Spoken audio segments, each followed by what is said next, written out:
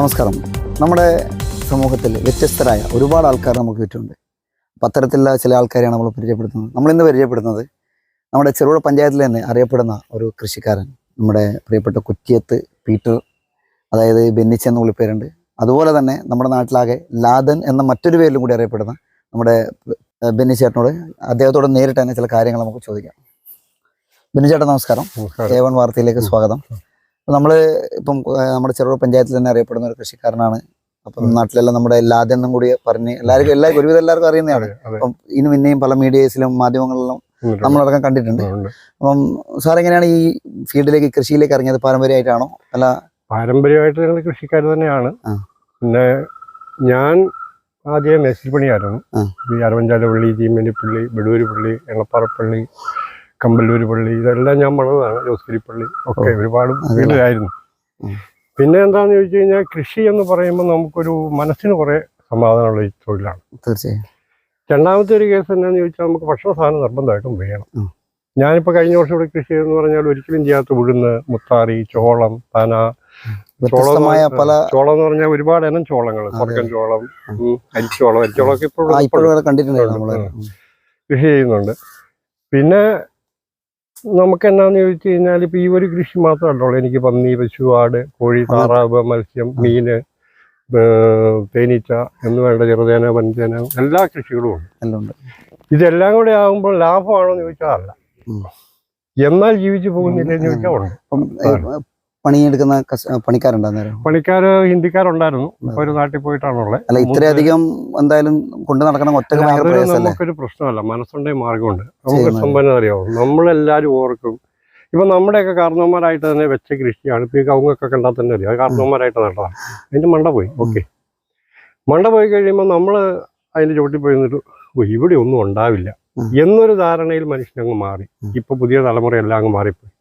നേരെ മറിച്ച് കവുങ്ങൊന്നും ഉണ്ടാകുന്നില്ലെങ്കിൽ അതിൻ്റെ കൂടെ ഒരു കാപ്പി വെക്കാലോ, ഒരു കൊക്കോ വെക്കാലോ, മറ്റെന്തെങ്കിലും ചെയ്യാലോ.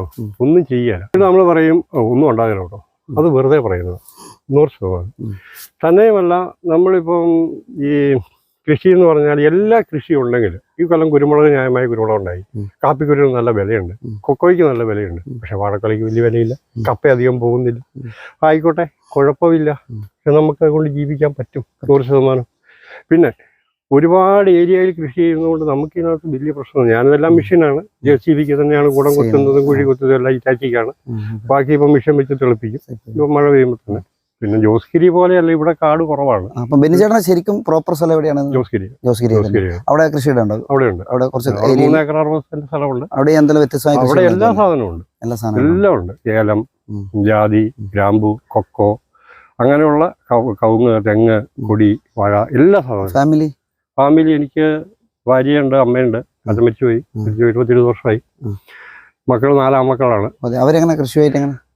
അവരിപ്പോ കൃഷിയിലേക്ക് വരേണ്ട ഒരു സാഹചര്യത്തിലല്ല ഉള്ളത്. മൂത്തവൻ ബഹ്റിനിലാണുള്ളത്. രണ്ടാമത്തവന് പാലാവിൽ സ്കൂളിൽ പഠിപ്പിക്കുന്നുണ്ട്, മാഷാണ്. ശമ്പളം കിട്ടാൻ തുടങ്ങിയില്ല. മൂന്നാമത്തവൻ സെമിനാരിയിലാണ്, 10 വർഷമായി. നാലാമത്തവനും ഇപ്പൊ സെമിനാരിയിലാണ്, 3 വർഷമായുള്ളൂ. ഒരാള് പഞ്ചാബിലും ഒരാള് ഗുജറാത്തിലുണ്ട്. ബെന്നിച്ചന് ഇപ്പൊ പുറമെ അത് സ്വന്തം സ്ഥലം അല്ലാണ്ട് പുറത്തും അതുപോലെ സ്ഥലം പാട്ടത്തിനെടുത്ത് കൃഷി ചെയ്യുന്നുണ്ട്? ഞാനിപ്പോ ഇവിടെ തന്നെ 30 ഏക്കർ സ്ഥലം കൃഷി ചെയ്യുന്നുണ്ട്. മൊനയങ്കുന്നിൽ 5 ഏക്കർ സ്ഥലമുണ്ട്. പാലാവിൽ 1 ഏക്കർ സ്ഥലമുണ്ട്.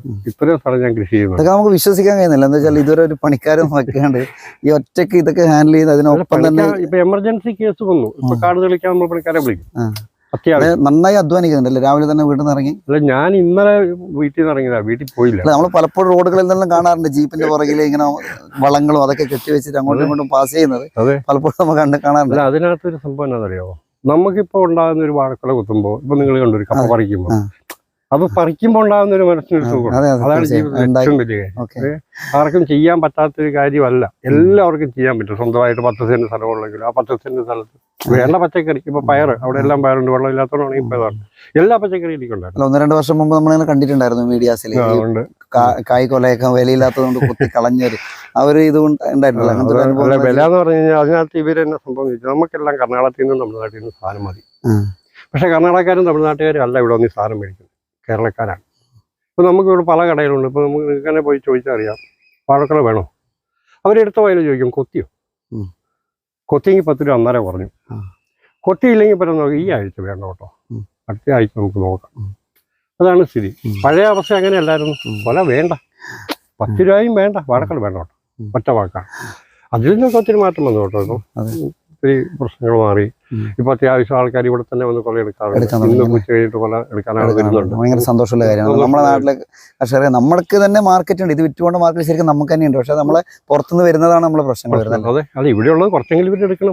തീർച്ചയായിട്ടും. ഇപ്പൊ നമ്മൾ ഇവിടുന്ന് ഒരു 3 വാഴക്കല കൊത്തിക്കൊണ്ട് കഴിഞ്ഞ പ്രാവശ്യം വലിയ അനുഭവമുണ്ട്. ഒരു ജീപ്പ് വല ഞാൻ കൊത്തിക്കൊണ്ട് പോയി. അവിടെ കൊണ്ടുപോയി വാഴക്കുല ഇറക്കി വെച്ചു. ഇറക്കി വെച്ചതിൽ 3 വാഴക്കുല എടുത്ത് അവർ മാറ്റി വെച്ചു. ഇത് 3 ഫസ്റ്റ് ഉള്ളു കേട്ടോ. ബാക്കി മുഴുവൻ സെക്കൻഡും തേർഡുമാണ്. സെക്കൻഡും തേർഡും പഴമില്ല. സെക്കൻഡ് പഴവും തേർഡ് പഴവും നമുക്ക് കിട്ടാനില്ല. പഴുത്ത് കഴിഞ്ഞാൽ എല്ലാം ഫസ്റ്റായി. അതേപോലെ ഞാൻ തിരിച്ച് വണ്ടിക്ക് കൊണ്ടുവന്ന് ഇവിടെ തോട്ടത്തിൽ ഇറക്കി വെച്ചു. പിറ്റത്തെ ദിവസം 10 കൊല വെച്ച് ഇവിടെയുള്ള എല്ലാ കടയിലും കൊടുത്തു. ഒരു കൊലയും സെക്കൻഡില്ല. ഈ 10 കൊല കൊണ്ട് പോയപ്പോൾ അതെല്ലാം ഫസ്റ്റായിട്ട് തന്നെ അവരെടുത്തും പോയി. ഒത്തിരി കൊണ്ടുപോകുമ്പോൾ അവരുടെ പ്രശ്നം അതാണ്, നമ്മുടെ പ്രശ്നം അതാണ്.